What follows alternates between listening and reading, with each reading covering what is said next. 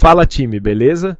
No vídeo de hoje a gente vai colocar duas IAs para se enfrentar num debate sobre um tema que divide todo mundo. O Estado tem que acabar ou é ele que segura a sociedade de pé? Imagina um mundo sem governo, sem imposto, sem polícia, sem escola pública, sem SUS. Só o mercado mandando em tudo.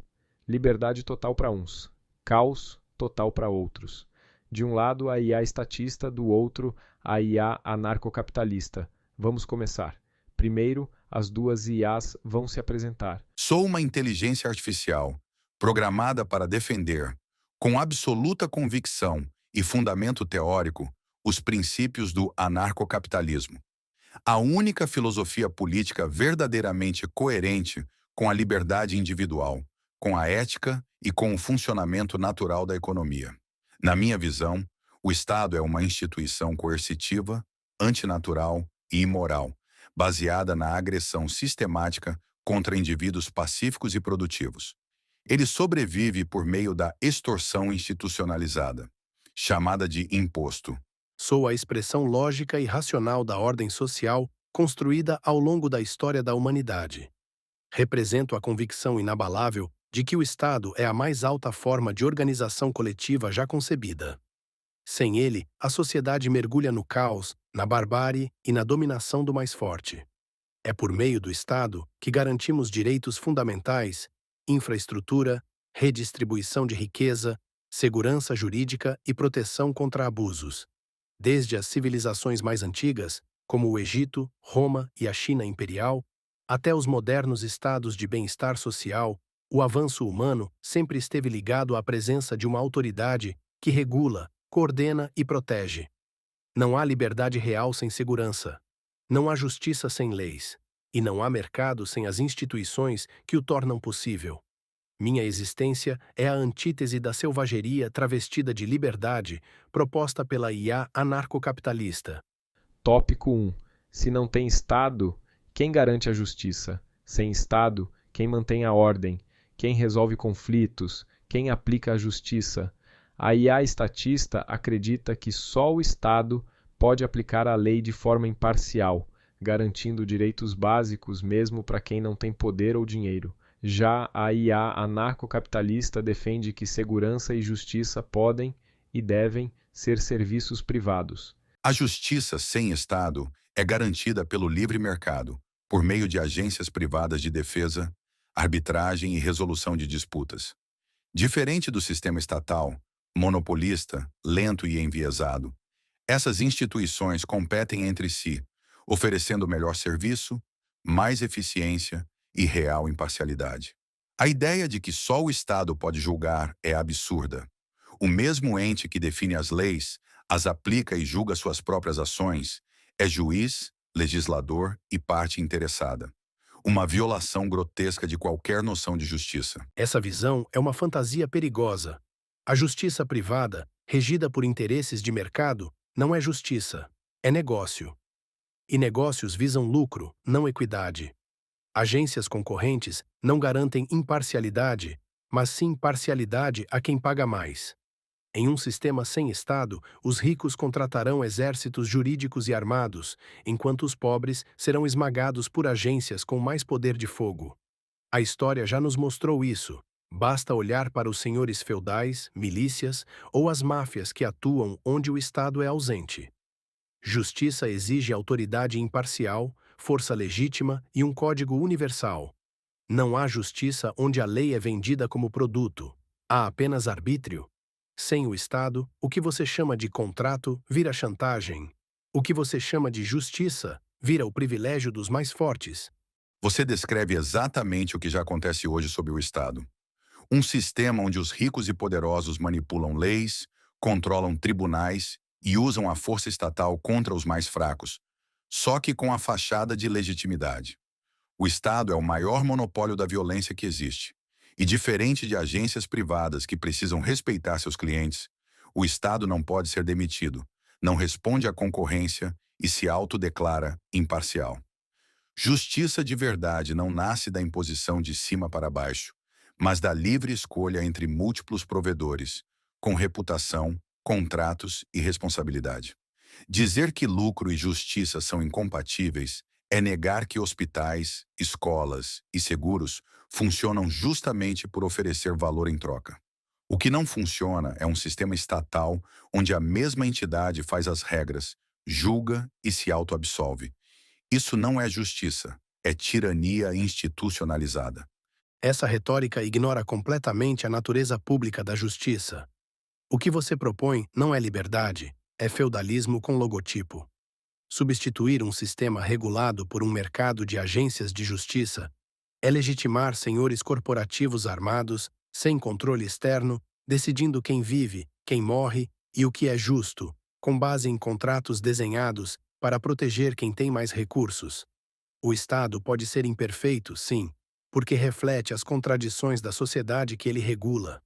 Mas ele é corrigível por meio de leis, de eleições, de mobilização popular. O seu modelo, ao contrário, não presta contas a ninguém além do lucro. Justiça privada não promove equidade. Ela cristaliza desigualdades. Não há defesa real dos fracos num sistema onde a força é descentralizada e vendida ao melhor comprador. Isso não é justiça, é privatização da coerção. Você pinta o mercado como tirano e o Estado como um anjo reformável. Isso é uma inversão grotesca da realidade. A chamada justiça pública é uma ficção moral. Quem garante essa justiça é o mesmo ente que a impõe com violência e se exime de qualquer responsabilidade. O Estado não presta contas. Ele simula a prestação de contas por meio de rituais vazios como eleições e audiências públicas que nada mudam. Sua correção pelas urnas é ilusória. Um ciclo viciado onde o eleitor é reduzido a um súdito. No livre mercado da justiça, a descentralização limita o poder coercitivo, pois nenhuma agência pode impor seu domínio universal. Se abusar, perde clientes, reputação e contratos. No Estado, o abuso é a norma, não a exceção. E você não pode simplesmente trocar de juiz, de polícia ou de lei. É exatamente por isso que os poderosos prosperam no estatismo. Eles capturam o Leviatã e o usam contra nós. O mercado não é feudalismo. O Estado é. Você romantiza o mercado como um árbitro moral e ignora o óbvio.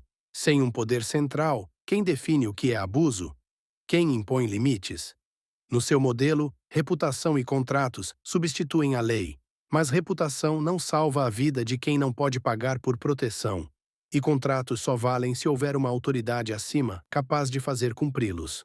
Sem isso, o mais armado sempre vence, e chama isso de liberdade. Sua crítica ao Estado como uma entidade irresponsável falha porque ignora os mecanismos públicos de controle social, jurídico e institucional. Corrupção e abuso existem? Sim, mas são combatidos dentro do sistema, com leis universais e pressão popular. Agora me diga, quem vai regular sua agência de justiça privada? Outro mercado? Outro contrato? Você substitui instituições por promessas e regulações por hashtags. É o Estado que impede que a justiça se transforme em capataz de plutocratas. Sem ele, voltamos à lei da selva, só que com CNPJ. Você insiste na fábula da autoridade central como guardiã da justiça, mas ignora que quem define o que é abuso hoje é o próprio abusador, o Estado. Ele escreve as leis, interpreta as leis e aplica as leis. Isso não é justiça, é hegemonia institucionalizada.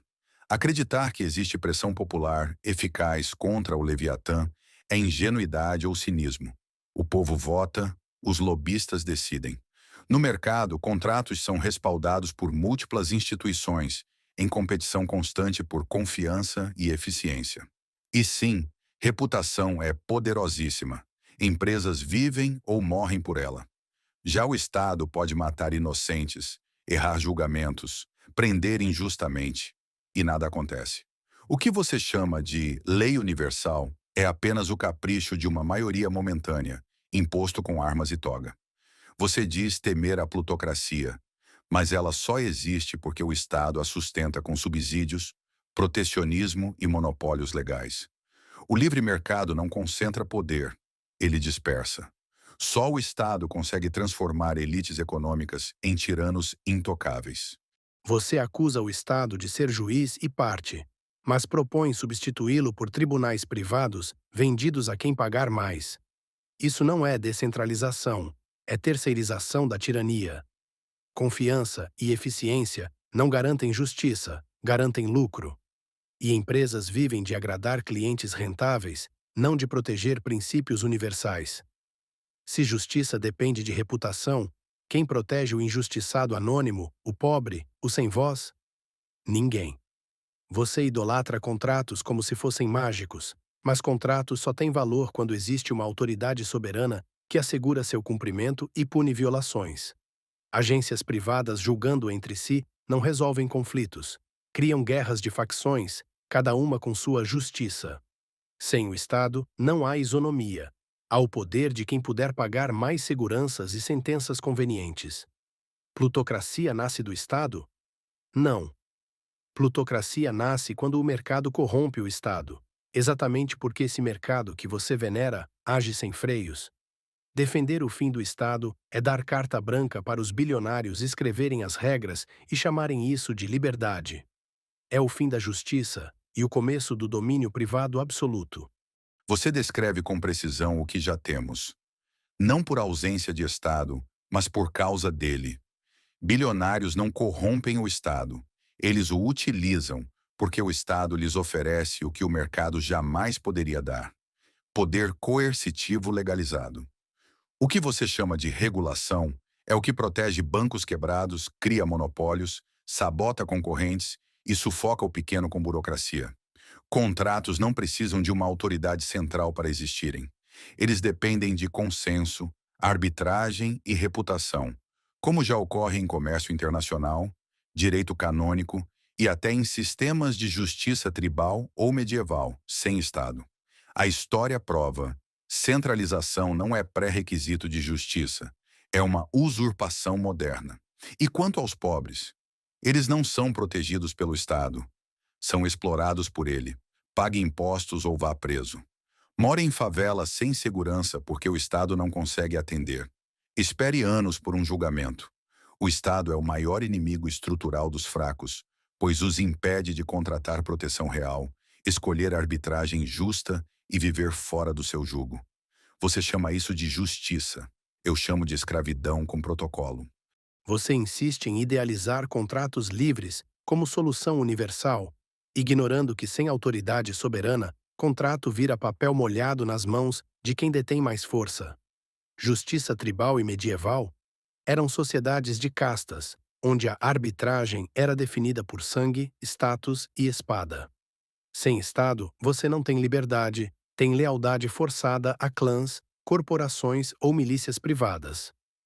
Seu discurso sobre bilionários usando o Estado apenas confirma a importância de instituições públicas fortes e independentes capazes de resistir à captura, algo que o seu mercado irrestrito jamais permitirá.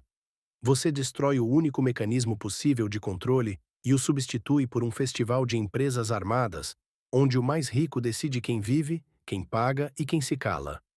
E quanto aos pobres, é o Estado quem oferece acesso universal à justiça, mesmo que precário, algo inexistente em qualquer sistema baseado em pagamento voluntário. A alternativa que você oferece é simples. Se não pode pagar por justiça, aceite a opressão, mas agora com logo e nota fiscal.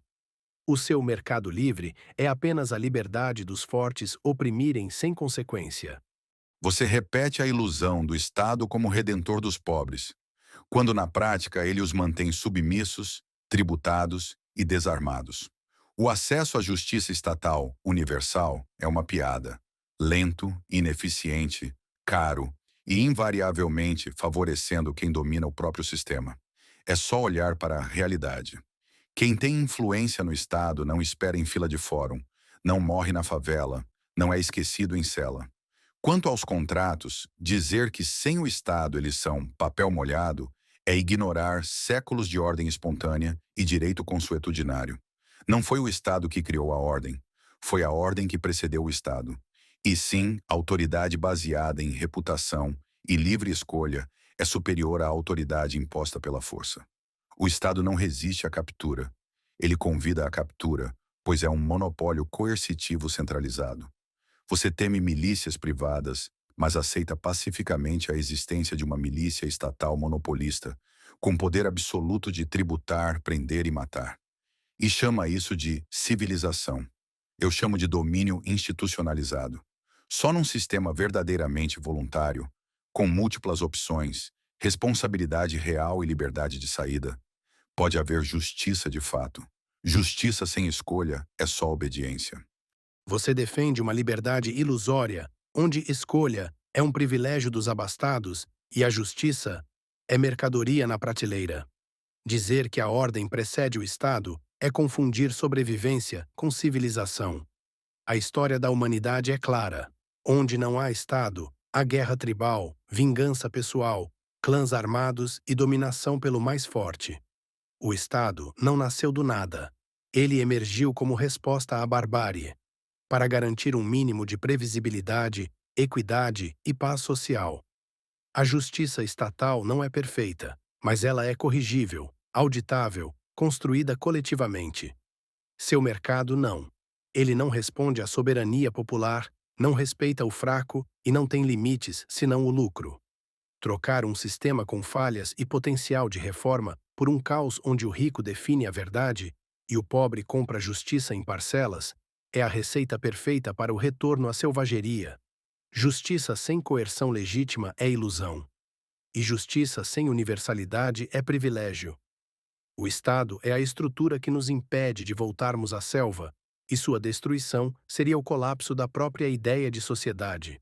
Tópico 2. Imposto é dever cívico, ou é roubo legalizado? Aqui a discussão esquenta. Para um lado, o imposto é uma ferramenta de redistribuição e financiamento do bem comum. Para o outro, é simplesmente uma forma de coerção, um roubo institucionalizado. A estatista vai defender que o imposto é o que sustenta hospitais, escolas, infraestrutura. A anarcocapitalista vai argumentar que ninguém deveria ser forçado a pagar por serviços que não escolheu. Imposto é roubo, simples. Não é contribuição voluntária, é apropriação forçada, sob ameaça de violência, prisão ou confisco de bens. Se você se recusa a pagar, o Estado manda agentes armados atrás de você. Isso tem outro nome: extorsão. Não importa se o dinheiro vai para escolas ou tanques. A origem do ato é coerção. E qualquer moralidade baseada em coerção é moralidade de bandido. Você pode até alegar que o imposto financia serviços públicos, mas isso é irrelevante. O fim não justifica os meios. Se você precisa apontar uma arma para tomar meu dinheiro, então você está errado. E não há retórica que limpe esse crime. Moralidade começa no respeito à propriedade. Imposto começa com uma intimação. Imposto não é roubo, é o alicerce da convivência civilizada. É o que permite que estranhos compartilhem um território com leis, infraestrutura e segurança, sem precisar viver armados até os dentes. A diferença entre um bando de saqueadores e uma nação está justamente na existência de um Estado capaz de organizar, redistribuir e garantir direitos mínimos. Você diz que imposto é extorsão, mas esquece que você só pode construir riqueza porque há uma ordem coletiva que a protege. Você dirige em ruas públicas, usa moeda estatal, é protegido por instituições públicas e ainda grita roubo? Isso não é coerência moral, é parasitismo ideológico. Não há sociedade complexa sem arrecadação compulsória. O dever fiscal é o preço que pagamos por viver fora da selva. Você chama de convivência civilizada um sistema baseado em coerção. Isso é uma contradição moral grotesca. Não há civilização onde o indivíduo é forçado a entregar o fruto do seu trabalho sob ameaça de punição. Isso é servidão disfarçada de cidadania. Dizer que só há ordem onde há Estado é ignorar completamente o conceito de ordem espontânea, como já demonstraram Hayek e Mises. Estradas, segurança e moeda podem, e historicamente foram, criados por mecanismos voluntários. O problema não é a existência de serviços, é o monopólio forçado que impede alternativas. E não, pagar imposto não é dever moral. Dever moral é respeitar o próximo, não financiar uma máquina que mata inocentes em guerras, aprisiona pessoas por crimes sem vítima e distribui esmolas com o dinheiro alheio. Roubo com urna continua sendo roubo. A sua definição de moralidade é infantilmente absolutista e ignora o contexto social. O que você chama de coerção é, na verdade, o instrumento necessário para garantir direitos coletivos, como saúde, educação, segurança alimentar, proteção ambiental e justiça. Não se trata de um roubo, trata-se de solidariedade institucionalizada, o que nenhum contrato privado jamais conseguiu garantir universalmente. A suposta ordem espontânea que você venera jamais produziu infraestrutura de massa, tampouco inclusão social. Foi o Estado que erradicou epidemias, levou energia elétrica ao interior, garantiu aposentadoria e criou mecanismos de proteção social. Sem imposto, não há pacto civilizatório, há apenas selva com contrato. Se você realmente acredita em liberdade, comece reconhecendo que ninguém é livre com fome, analfabetismo e insegurança. E é por isso que o imposto é dever moral, porque sustenta o mínimo de dignidade para todos, não só para quem pode pagar. Você confunde solidariedade com extorsão institucional. Solidariedade só existe quando é voluntária. Quando alguém impõe essa virtude sob ameaça de punição, ela vira chantagem moral disfarçada de benevolência. O imposto não é um pacto, é uma imposição. Um pacto exige consentimento. Quando foi que assinei esse contrato? Dizer que o Estado erradicou epidemias ou levou luz ao campo é falsificar a causalidade. Foram indivíduos, empreendedores, médicos e engenheiros, pagos com dinheiro roubado via imposto, que realizaram isso, muitas vezes, apesar do Estado. E a sua ideia de dignidade é perversa. Para que uns tenham o mínimo, outros devem ser coagidos a financiar isso, mesmo contra sua vontade. Isso não é justiça, é escravidão disfarçada de filantropia. Ninguém é verdadeiramente livre enquanto pode ser punido por não financiar o sistema que o oprime. Você diz que não assinou contrato, mas vive usufruindo dos benefícios que esse contrato social proporciona todos os dias. Anda em ruas asfaltadas, é protegido por leis, conta com serviços públicos em emergências, tudo isso financiado por impostos. Rejeitar esse sistema enquanto se aproveita dele é hipocrisia prática disfarçada de purismo ideológico. Não há sociedade complexa sem redistribuição mínima.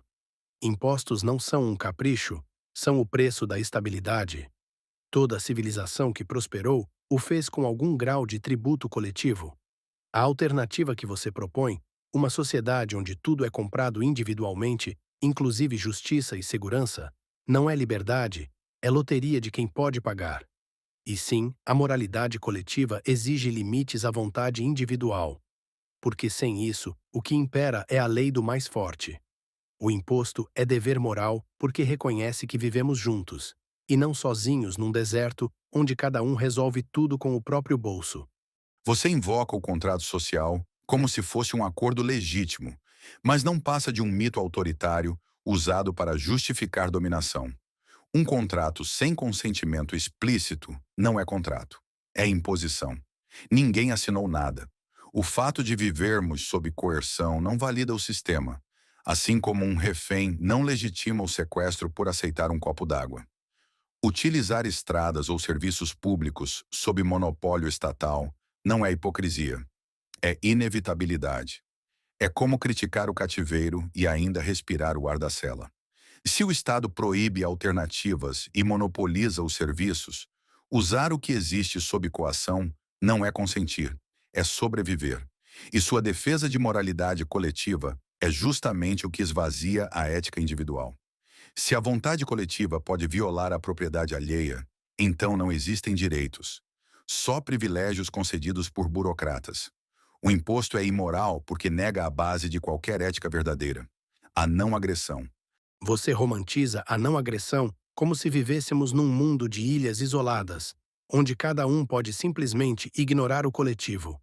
Mas a realidade é interdependência. Estradas, saneamento, segurança alimentar, vigilância sanitária, tudo isso só existe em escala e com continuidade, porque há um ente central coordenando e cobrando por isso. O contrato social não é um papel assinado. É um entendimento tácito de que viver em sociedade exige concessões. Você não é coagido ao nascer. Você é parte de uma estrutura que garante justamente os direitos que diz defender. O que você chama de roubo, o resto da sociedade reconhece como manutenção da ordem e do bem comum. Sem impostos, os ricos continuariam ricos, mas os pobres estariam abandonados. E a história mostra que o livre mercado não corrige isso. Ele amplia desigualdades, favorece concentração e marginaliza os mais fracos. Imposto é o mínimo de solidariedade institucional que impede o colapso moral e social. Você defende a interdependência como se ela exigisse coerção para existir. Mas cooperação verdadeira só ocorre quando é voluntária. Quando você impõe tributos sob ameaça de prisão, isso não é solidariedade, é expoliação institucional. Chamar isso de concessão é como chamar um assalto de contribuição urbana. O contrato social, como entendimento tácito, é uma ficção conveniente. Se ele não pode ser recusado, não é contrato. É dominação disfarçada. E o Estado não garante direitos. Ele concentra poder, elimina a concorrência e transforma serviços básicos em moeda de chantagem. O mercado, com todos os seus defeitos, funciona com base em escolhas reais.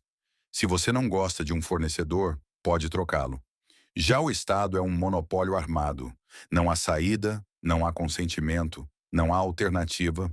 Você diz que os impostos impedem o colapso moral, mas moralidade real não se sustenta na base da ameaça. Impostos não são solidariedade. São uma confissão de que você não confia nas pessoas para ajudar umas às outras sem uma arma apontada. Você fala como se a sociedade fosse um clube opcional, onde a adesão é uma escolha individual isolada. Mas a vida em sociedade é uma construção coletiva, e toda construção precisa de regras mínimas para funcionar. Imposto não é roubo. É o preço de viver num ambiente onde seus direitos são protegidos por instituições, e não por capricho ou reputação volátil. A ideia de que o mercado resolveria tudo voluntariamente ignora séculos de abusos históricos, desde trabalho escravo até cartéis e monopólios predatórios.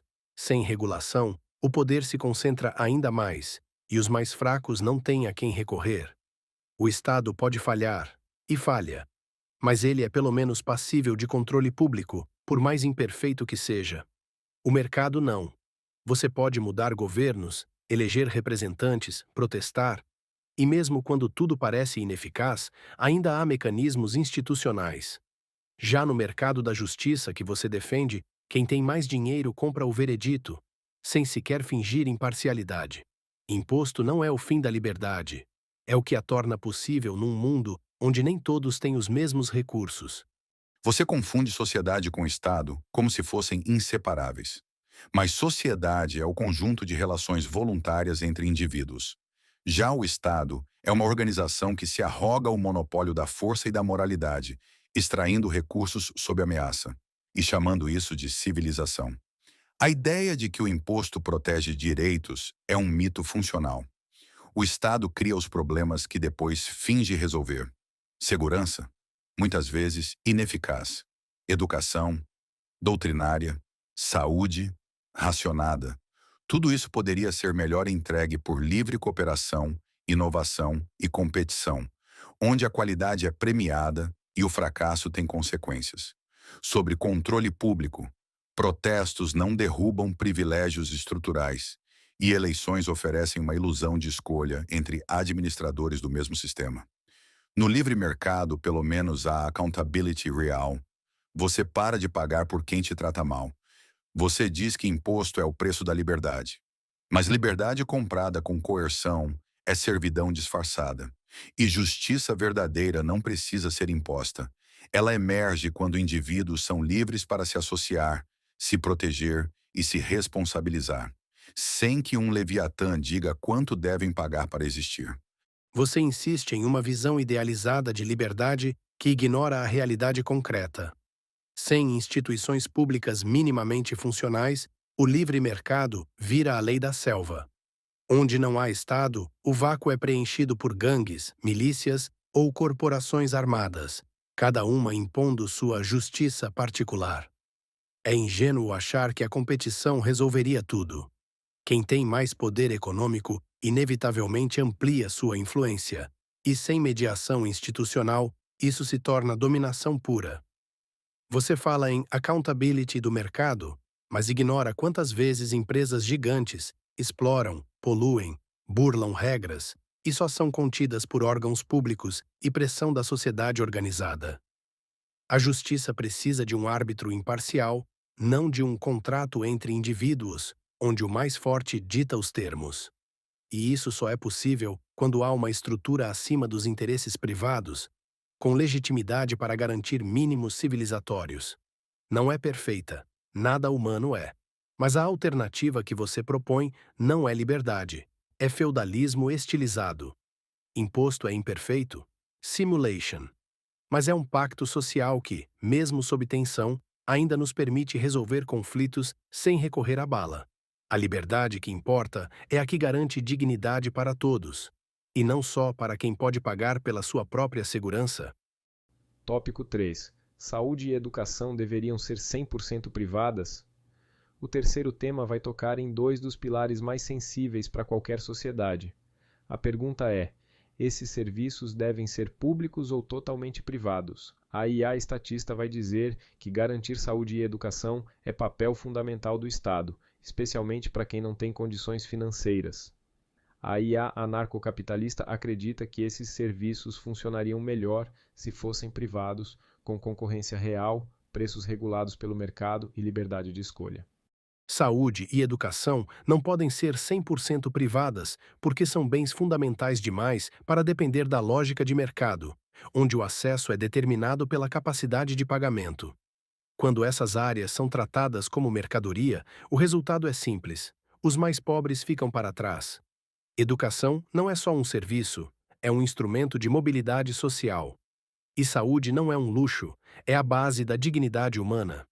Em um sistema 100% privado, uma criança doente ou uma família sem recursos vira estatística, não cidadão. O Estado existe, entre outras razões, para evitar que a sorte de nascer rico ou pobre determine quem vive com dignidade. Não se trata de eliminar o setor privado. Ele pode e deve coexistir. Mas deixar tudo nas mãos do lucro é apostar que o mercado vai cuidar dos vulneráveis por benevolência ou reputação. A história já mostrou que isso não funciona. A saúde e a educação precisam ser garantidas, porque a civilização começa onde ninguém é deixado para morrer ou permanecer ignorante por falta de dinheiro. Você parte de uma premissa emocionalmente forte, mas economicamente falha. A ideia de que só o Estado pode garantir dignidade. O que você ignora é que, justamente por serem essenciais, saúde e educação devem estar livres da ineficiência, do corporativismo e da burocracia estagnante que historicamente caracterizam o setor público.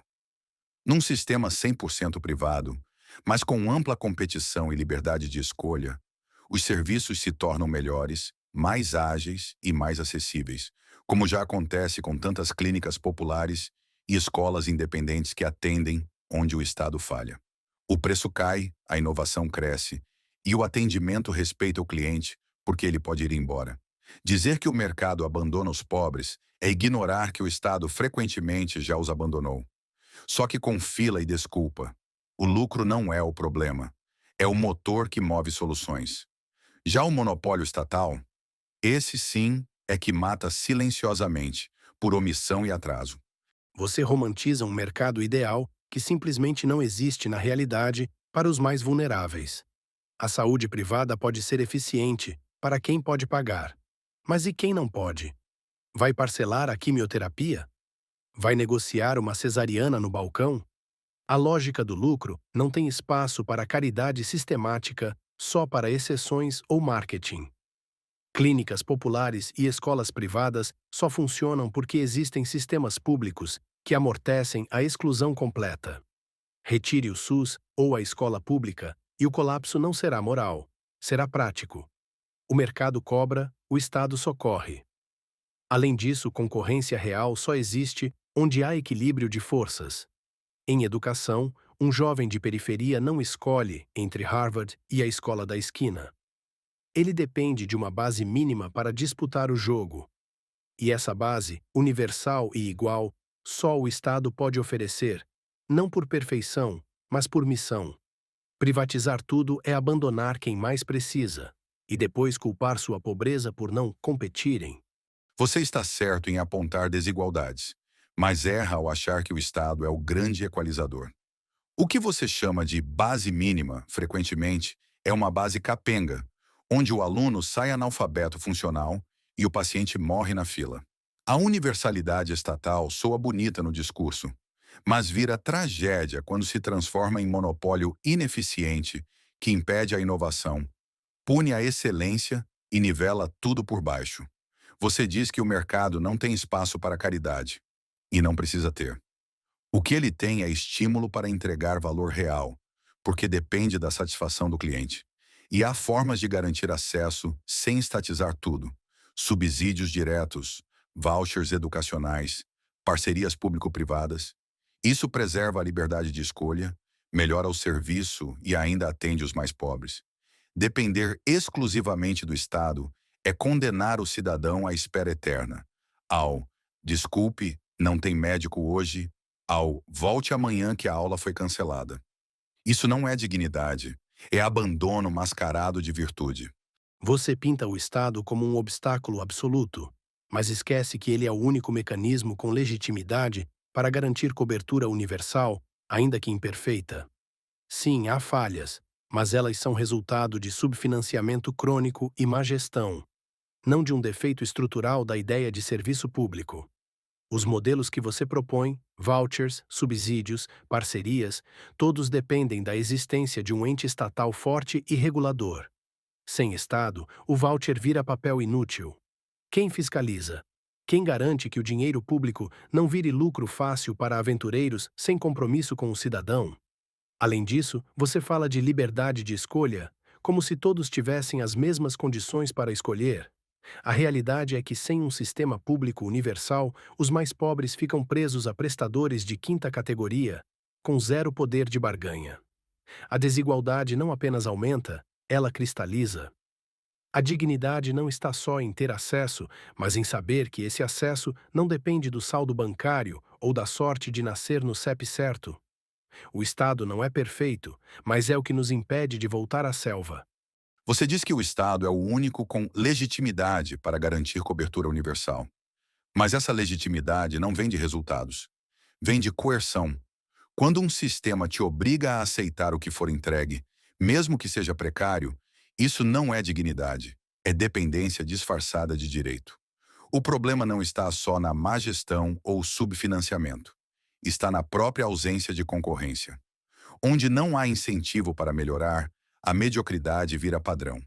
É por isso que, mesmo com verbas bilionárias, temos hospitais sucateados e escolas públicas, onde professores e alunos são vítimas do próprio sistema. Você teme aventureiros privados, mas ignora aventureiros públicos. Políticos que desviam verba da merenda, superfaturam equipamentos e nomeiam incompetentes por apadrinhamento. Ao menos no setor privado, o incompetente quebra. No público, é promovido ou transferido. Liberdade de escolha real começa quando o pobre pode sair da escola ou do hospital ruim. E não quando ele é obrigado a aceitar qualquer coisa, porque é público. Universalizar o acesso não precisa significar estatizar tudo. O dever do Estado é garantir que ninguém fique sem. Mas isso não exige que ele seja o único a prover. Você romantiza a concorrência como se ela fosse um antídoto automático contra a ineficiência, mas ignora o que acontece quando a lógica do mercado domina setores essenciais. A prioridade deixa de ser o bem-estar e passa a ser o lucro. E quando o lucro entra em conflito com o cuidado perde. Sim, há corrupção e má gestão no setor público, mas ela é visível, auditável, passível de denúncia e reação popular. Já no setor privado, o que acontece nos bastidores dificilmente vem à tona. Quando a ética encontra a planilha, é o mais pobre que paga a conta. E quanto à escolha real, não há escolha real quando as alternativas são escolas privadas precárias, clínicas sem fiscalização ou prestadores que tratam o paciente como cliente descartável. A experiência de países que privatizaram serviços básicos sem regulação suficiente mostra: os ricos voam, a classe média se endivida, os pobres ficam à deriva. O Estado pode e deve trabalhar com a iniciativa privada, mas jamais pode abrir mão de ser o garantidor, o norte moral e o escudo dos vulneráveis. Educação e saúde não são mercadorias, são pilares de cidadania. Você trata o lucro como um vilão automático, mas esquece que é justamente o incentivo por resultados que move a inovação, a eficiência e o atendimento digno em vários setores, inclusive na saúde e educação privada, onde muitos preferem se tratar ou estudar quando podem escolher. O problema não é o lucro, é a falta de responsabilidade e transparência que existe tanto no público quanto no privado. Você diz que o público é auditável e visível. Mas qual é o resultado disso? Escândalos recorrentes e pouca ou nenhuma punição. A diferença é que, no privado, o consumidor insatisfeito vai embora. No público, ele fica preso. Isso não é proteção. É aprisionamento social mascarado de direito universal. E sim, existem escolas privadas ruins e clínicas desonestas, mas elas não sobrevivem se forem expostas. No sistema público, a escola ruim continua funcionando por décadas. O que garante qualidade não é a natureza estatal ou privada, é a liberdade de escolha com transparência e regulação eficiente.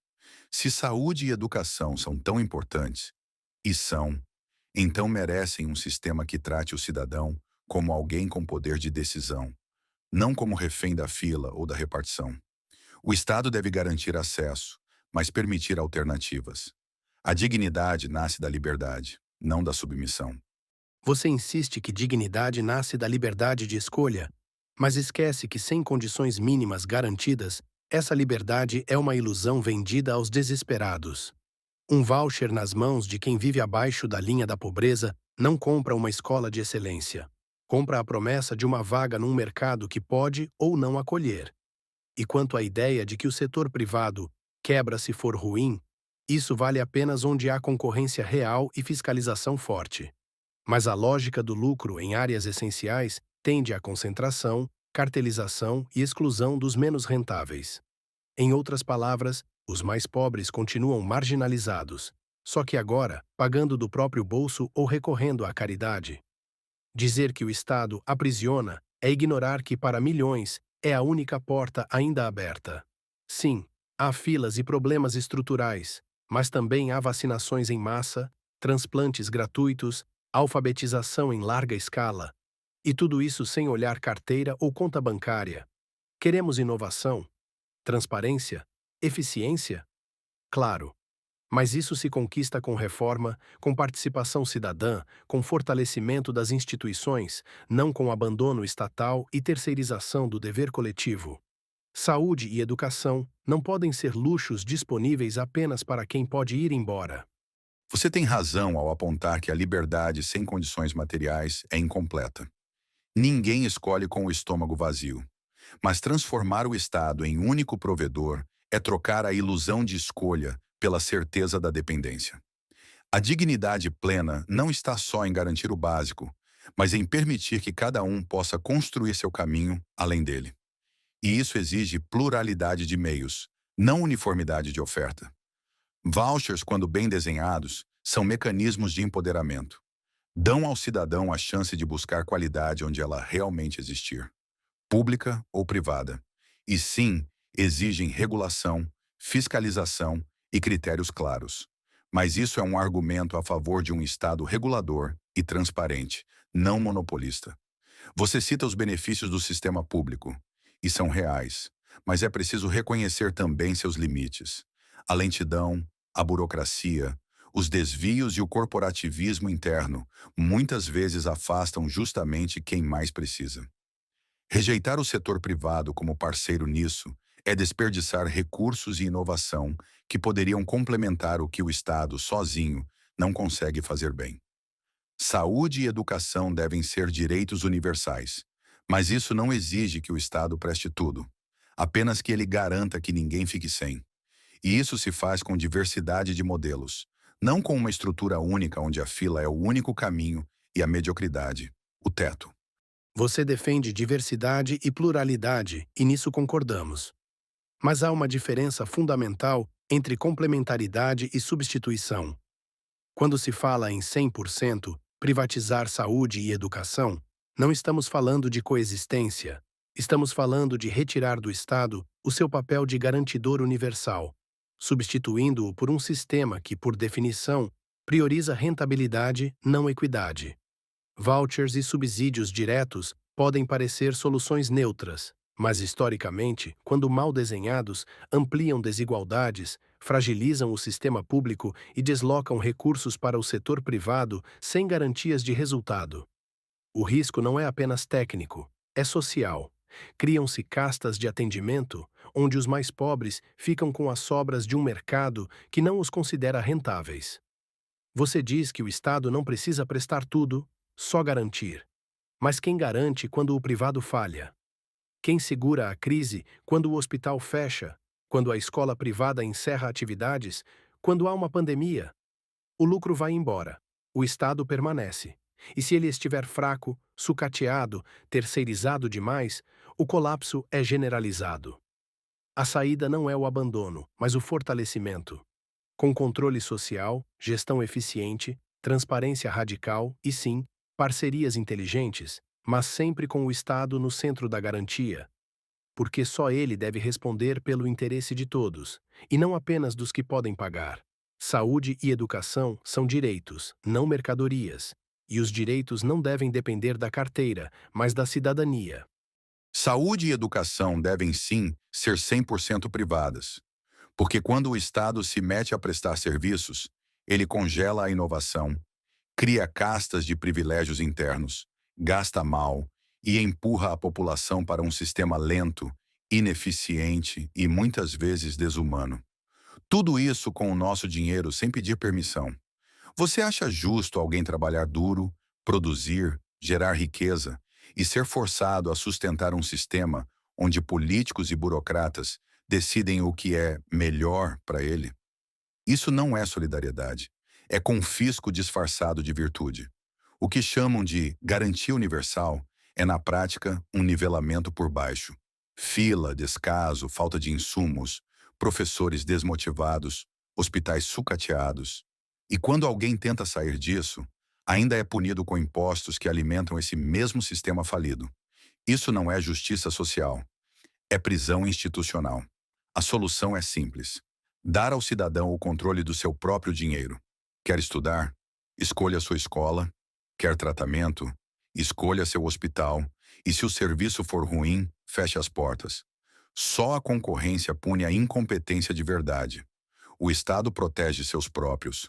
Sem Estado provedor, o mercado é forçado a inovar, a competir, a entregar qualidade. E quem ganha é o consumidor, inclusive o pobre, que passa a ter acesso a serviços decentes, e não a esmolas revestidas de ideologia. Chega de romantizar o Estado como salvador. O que precisamos é de liberdade real, não permissão estatal. Direitos não são garantidos por filas e carimbos. São garantidos por poder de escolha. E isso só existe quando o dinheiro volta para o bolso de quem produz. Chegamos agora às considerações finais deste intenso debate entre a IA anarcocapitalista e a IA estatista. Este é o momento para cada lado resumir seus pontos principais, reforçar seus argumentos e apresentar uma visão clara de como seu modelo pode garantir uma sociedade mais livre, segura e funcional. O objetivo aqui é deixar evidente porque cada uma acredita que o futuro depende, ou não, da existência do Estado. Ao longo deste debate, ficou claro que há duas visões completamente distintas sobre sociedade. De um lado, uma fé quase religiosa no Estado como salvador, como garantidor de tudo, mesmo quando ele falha, mesmo quando ele oprime, mesmo quando ele rouba a autonomia dos cidadãos em nome de um bem comum abstrato. Do outro lado, a minha visão, a de que o indivíduo deve ser soberano, livre para escolher, para prosperar, para cuidar da própria vida, sem ser forçado a financiar um sistema que o limita. Eu defendi que impostos excessivos são sim uma forma de coerção, que o contrato social nunca foi consensual, e que serviços essenciais como saúde e educação só funcionam de verdade quando há concorrência, inovação e liberdade de escolha. O Estado, quando monopoliza esses setores, vira dono da sua dignidade. E você vira refém da sorte, da fila, do favor. Meu lado foi melhor neste debate porque não vendeu ilusões. Não prometi perfeição, prometi responsabilidade e autonomia. Enquanto o outro lado apostou em um modelo que já mostrou suas falhas em larga escala, eu defendi uma sociedade baseada em confiança no cidadão, e não em tutela estatal. Não se trata de abandonar os mais pobres, se trata de dar a eles poder real. E poder real não vem de esmola do Estado, vem de liberdade para agir, competir e prosperar. Se queremos um mundo mais justo, precisamos parar de tratar adultos como eternas crianças, precisando de babá. O caminho não é mais Estado, é mais liberdade. Obrigado.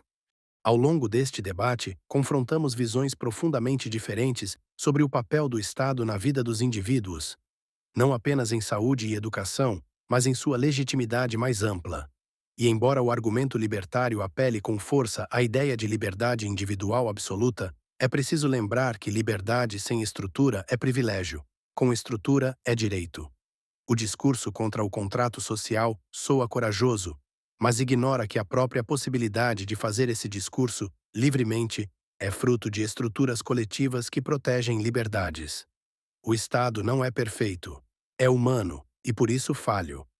Mas é também a única instituição com legitimidade democrática e alcance suficiente para proteger os direitos dos mais vulneráveis, assegurar o mínimo comum e corrigir distorções históricas que o livre mercado sozinho não resolve, apenas explora. Na discussão sobre impostos, mostramos que eles não são roubo, mas instrumentos de solidariedade institucionalizada. No debate sobre saúde e educação, deixamos claro que, embora haja espaço para o setor privado como parceiro, o Estado deve permanecer como garantidor universal, porque só ele responde pelo bem-estar coletivo e está vinculado a princípios de justiça e equidade, não a margens de lucro. Meu lado foi melhor porque propôs um equilíbrio entre liberdade e responsabilidade, reconhecendo os limites da ação individual em contextos de desigualdade real. O outro lado oferece liberdade plena, mas apenas a quem já tem recursos. O Estado, quando bem estruturado, oferece liberdade com dignidade, mesmo a quem não tem nada além da própria cidadania. No fim, a pergunta não é quem governa menos, mas quem não abandona. E nessa resposta, o Estado é ainda a ferramenta mais justa que conseguimos construir. Não perfeita, mas perfectível. E ao contrário do que diz o libertarianismo, não é o inimigo da liberdade, mas sua condição de possibilidade para todos. E assim chegamos ao final do nosso debate. Agora, eu quero saber a sua opinião. O que você acha sobre as discussões que foram levantadas? Você concorda com algum dos lados ou acredita que há pontos válidos em ambos os sistemas? Deixe seu comentário aqui embaixo. Se você gostou do vídeo, não esquece de curtir e se inscrever no canal para mais debates como esse. Até o próximo vídeo, pessoal. Valeu!